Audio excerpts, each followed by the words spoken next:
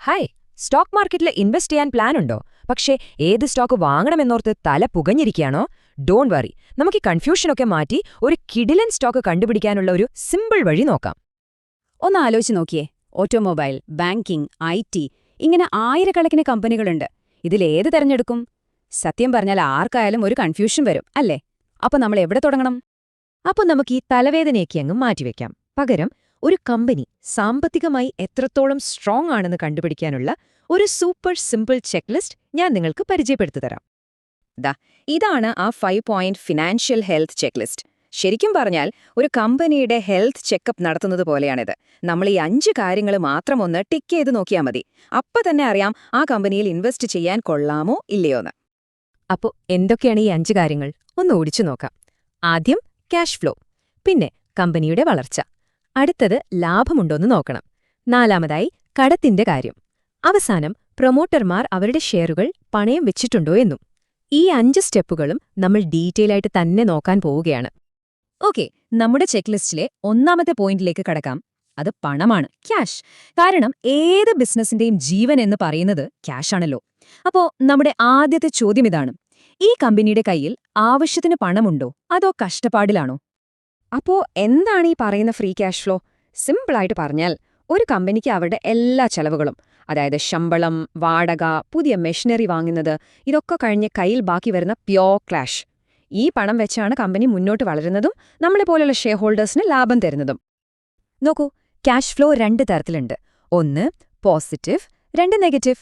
Positive cash flow എന്ന് വെച്ചാൽ company നല്ല ഹെൽത്തി ആണെന്നതിന്റെ ഒരു ഗ്രീൻ സിഗ്നലാണ്.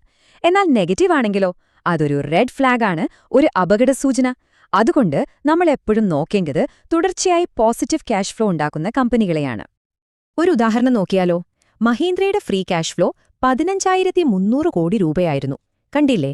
ഇതൊരു കിടിലൻ പോസിറ്റീവ് നമ്പറാണ്. അപ്പോ ഒരു കമ്പനിയുടെ റിപ്പോർട്ട് നോക്കുമ്പോൾ നമ്മൾ ഇതുപോലെയുള്ള ഹെൽത്തി നമ്പറുകളാണ് തിരയേണ്ടത്. ശരി, കമ്പനിയുടെ കയ്യിൽ കാശുണ്ട്, കൊള്ളാം. പക്ഷെ അതുകൊണ്ട് മാത്രം കാര്യമായോ? ഇല്ല. ആ പണം ഉപയോഗിച്ച് കമ്പനി വളരുന്നുണ്ടോ, അവർക്ക് ലാഭമുണ്ടാക്കാൻ പറ്റുന്നുണ്ടോ?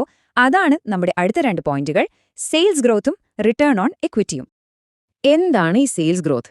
പേര് പോലെ തന്നെ സിമ്പിളാണ്. കമ്പനിയുടെ വിൽപ്പന ഓരോ വർഷവും കൂടുന്നുണ്ടോന്ന് നോക്കുക. സെയിൽസ് കൂടുന്നുണ്ടെങ്കിൽ അതിന്റെ അർത്ഥം എന്താ? ആളുകൾക്ക് അവരുടെ പ്രോഡക്റ്റ് ഇഷ്ടപ്പെടുന്നുണ്ട്, മാർക്കറ്റിൽ നല്ല ഡിമാൻഡുണ്ട് എന്നൊക്കെയാണ്. അപ്പോ എത്രയാണ് ഒരു നല്ല ഗ്രോത്ത് റേറ്റ്? സാധാരണയായി ഒരു കമ്പനിയുടെ സെയിൽസ് ഗ്രോത്ത് ഒരു 15% മുകളിലാണെങ്കിൽ അത് ആ കമ്പനി നല്ല സ്പീഡിൽ വളരുന്നു എന്നതിന്റെ ഒരു അടിപൊളി സൂചനയാണ്.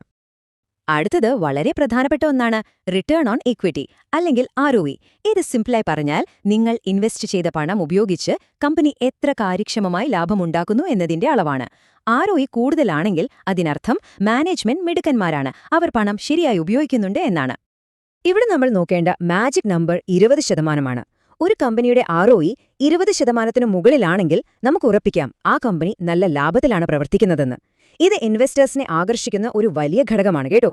ഇതുവരെ നമ്മൾ നല്ല കാര്യങ്ങളാണല്ലോ നോക്കിയത്. പക്ഷേ നല്ല സ്റ്റോക്ക് തെരഞ്ഞെടുക്കുന്നത് പോലെ തന്നെ പ്രധാനമാണ് മോശം സ്റ്റോക്കുകളെ ഒഴിവാക്കുന്നതും. അപ്പോ ഇനി നമ്മൾ ശ്രദ്ധിക്കേണ്ട 2 പ്രധാനപ്പെട്ട റെഡ് ഫ്ലാഗുകളെക്കുറിച്ചാണ് സംസാരിക്കാൻ പോകുന്നത്: കമ്പനിയുടെ കടവും പണയം വെച്ച ഷെയറുകളും.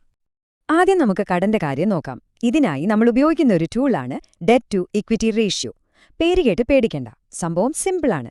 കമ്പനിയുടെ മൊത്തം ആസ്തിയും കടവും തമ്മിൽ ഒന്ന് താരതമ്യം ചെയ്ത് നോക്കുക. കടം ആസ്തിയേക്കാൾ ഒരുപാട് കൂടുതലാണോ? എങ്കിൽ അതൊരു പ്രശ്നമാണ്. ഈ ഒരു കാര്യം എപ്പോഴും ഓർമ്മയിൽ വയ്ക്കുക. കടം കുറഞ്ഞൊരു കമ്പനിക്ക് ഏത് സാമ്പത്തിക പ്രതിസന്ധിയും തരണം ചെയ്യാൻ പറ്റും.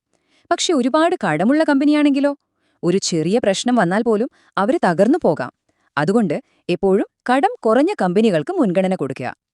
അടുത്ത റെഡ് ഫ്ലാഗ്: പണയം വെച്ച ഓഹരികൾ. അതെന്താണെന്നല്ലേ?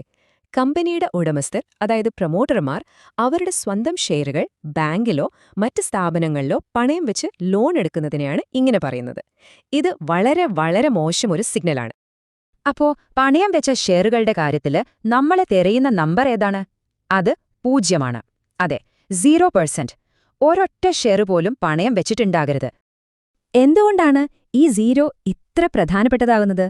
കാരണം പ്രൊമോട്ടർമാർ അവരുടെ ഷെയറുകൾ പണയം വെച്ചിട്ടില്ലെങ്കിൽ അതിനർത്ഥം അവർക്ക് സാമ്പത്തികമായി ഒരു പ്രശ്നവുമില്ല, മാത്രമല്ല അവരുടെ കമ്പനിയുടെ ഭാവിയിൽ അവർക്ക് അത്രയേറെ ആത്മവിശ്വാസമുണ്ട് എന്നാണ്.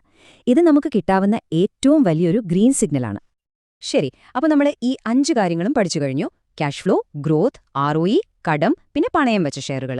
ഇനി ഇതെല്ലാം കൂടി ഒരുമിച്ച് എങ്ങനെ ഉപയോഗിക്കാമെന്ന് നോക്കിയാലോ? ഈ ടാറ്റ മോട്ടോഴ്സിന്റെ സാമ്പിൾ സ്കോർ കാർഡ് ഒന്ന് നോക്കൂ.